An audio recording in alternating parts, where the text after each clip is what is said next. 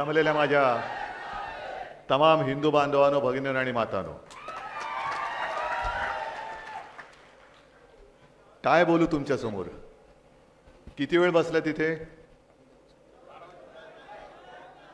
जेवण वगैरे झालं हो की नाही? झालंय ना? चला धन्यवाद. कारण मला यायला उशीर झाला, संभाजीनगरला उतरलो आणि थेट आलो इकडे. एवढ्या भर दुपारी तुम्ही सगळेजण थांबून राहिलात त्याच्याबद्दल खरंच मनापासून तुम्हाला मी धन्यवाद देतोय. कारण आता या देशात, मी जगाचं बोलत नाही, पण किमान या देशात जीवाला जीव देणारी माणसं राहिलेली नाहीत. जीव घेणारी माणसं निर्माण होतात की काय अशी भीती वाटते. अनेक ठिकाणी काही पक्षांना कार्यकर्त्यांसाठी बिर्याणीची सोय करावी लागते. मग बातम्या येतात 2000 किलो चिकन आणलं, 1000 किलो मटण आणलं, आणि मग कार्यकर्ते काय करतात? नेत्याला ठेवतात बाजूला आणि बिर्याणीवरतीच ताव मारून घरी जातात. पण या आपल्या शिवसेनेत तसं नाहीये. तुम्ही काही जण जरी हो बोलला असला तरी मला कल्पना आहे अनेक जण जेवलेले नाहीत, अनेक जण जेवलेले नाहीत, आणि साहजिकच आहे मी सुद्धा जेवलेलो नाही. मी तुमच्या प्रेमाचा भुकेला आहे. आजकाल प्रेम करणारी माणसं मिळत नाहीत. तुमच्या समोर येण्यापूर्वी मी विचार करत होतो, कारण आता सभा माझ्या सुरू झाल्यात. या सभा म्हणजे माझा कुटुंब संवाद आहे की माझ्या कुटुंबाला मी भेटतोय. जो उल्लेख माझ्या आधीच्या वक्त्याने केला की यावेळेला गद्दाराला गाडायचा, एक आणि मी मुद्दामून पाहायला आलोय. ठीक आहे, ज्यांनी मोठं केलं ते मोठी झालेली माणसं गेली, पण ज्यांनी मोठं केलं ती लोक माझ्यासोबत आहेत की नाही हे मी पाहायला आलेलो आहे. आणि त्यांना 50 खोके लख लाभो, पण हे जे काय वैभव आहे, हे जे काय ऐश्वर आहे, हे ऐश्वर आणि हे वैभव या गद्दारांच्या नशिबात नाहीये. मुळामध्ये ते आता रस्त्यावरती फिरताना भले काही काळाकरता आपला धनुष्यबाण त्यांनी चोरला असेल, शिवसेना चोरल्याचा प्रयत्न ते करतील, पण कपाळावरचा गद्दारीचा शिक्का ते पुसू शकत नाही. जन्मभर किती जन्म घेतले तरी गद्दारीचा शिक्का ते पुसू शकणार नाहीये. आज मला कल्पना आहे की सकाळी निघताना मी बातमी वाचली की आपल्या बुलढाणा जिल्ह्यात, नंतर नंदुरबार आणि हिंगोलीमध्ये अन्न विषबाधा झालेली आहे. लोणारच्या इथे, नंदुरबारला पण झालं, हिंगोलीला पण झालं. दुर्दैवी घटना आहे. मुद्दामून केलं का? घातपात होता का? अपघात होता का? हा विषय आता चर्चेला येईल. याचा अहवाल कधी बाहेर येईल कल्पना नाही. कारण साधारणतः 1 वर्षभरापूर्वी मुंबईच्या जवळ श्री सदस्यांचे बळी गेले होते उन्हामध्ये. माहिती आहे ना, तुम्ही वाचलं असाल. तो सुद्धा अहवाल काय झाला? कारण कॉन्ट्रॅक्टरसाठी करोडो रुपये दिले गेले. करोडो रुपये देऊन जर कॉन्ट्रॅक्टरचं पोट भरलं असेल तर मग ते करोडो रुपये खाल्ल्यानंतर तशी एक सुविधा उन्हातान्यात जमणाऱ्या माता भगिनींसाठी का नव्हती, या प्रश्नाचं अजून उत्तर काही सरकारने दिलेलं नाहीये.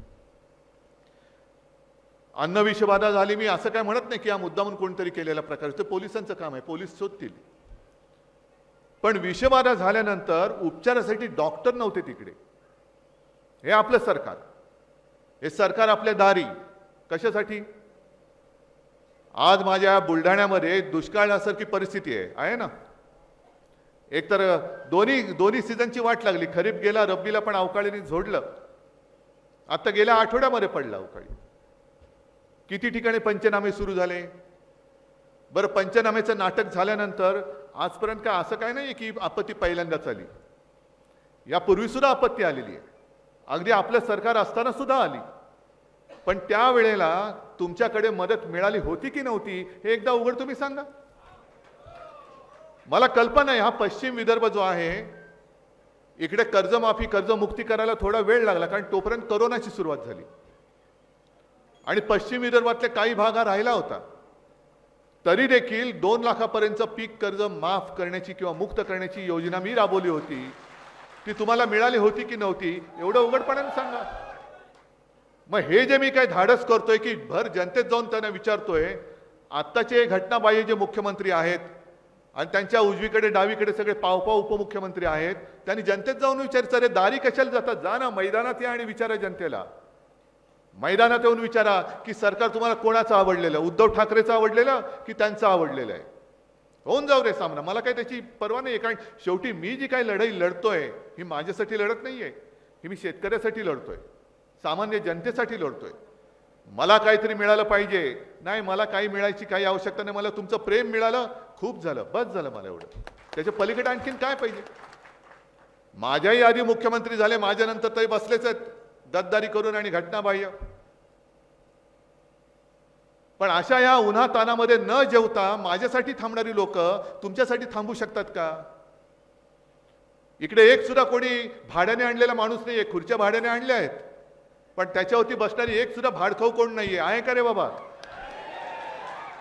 मग प्रत्येक गोष्टीला पैसे देऊन, म्हणजे गद्दारांना, आता संजय राऊत बोलले, गद्दारांना हमी भाव आहे 50 खोक्यांचा, पण माझा शेतकरी जो सोनं पिकवतो तो शेतकरी आत्महत्या का करतोय. बुलढाण्यामध्ये सुद्धा काय कमी आत्महत्या नाही झालेल्या, होतातच आहेत. आज सुद्धा दुष्काळाचा फटका इकडे बसलाय, दुष्काळ अगदी उंबरठ्यावर आहे. खरीप गेला, रब्बी गेलेला आहे, हमी भाव मिळत नाहीये. अनेक जण, मला कल्पना आहे, ग्रामीण भागातले तरुण हे रोजगारासाठी शहरामध्ये निघालेले आहेत, बरोबर ना.